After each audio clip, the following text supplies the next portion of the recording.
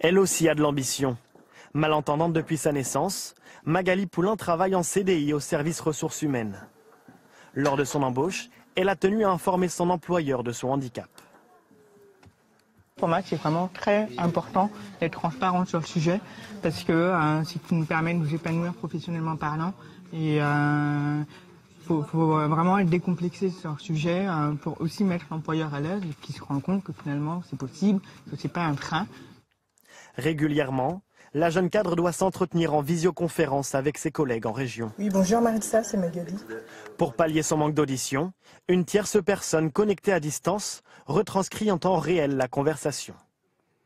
Ça permet d'avoir une conversation fluide et puis évidemment la personne qui est au bout du fil ne se rend pas compte. Donc elle ignore complètement qu'il y a une tierce personne qui intervient. Magali Poulain travaille depuis 2 ans à ce poste. À ses côtés, ses collègues ont appris à prendre en compte son handicap. Au départ, c'est un petit peu perturbant, forcément. Faut s'adapter, ça c'est clair et net. Comment par exemple? En regardant la personne aussi dans les yeux, parce que du coup, comme elle lit sur les lèvres, si je parle en ayant la tête comme ça, elle va pas comprendre. Est-ce qu'il y a des situations qui sont plus compliquées nécessairement quand il y a des conférences téléphoniques à plusieurs. Là, ça commence à devenir un peu fatigant.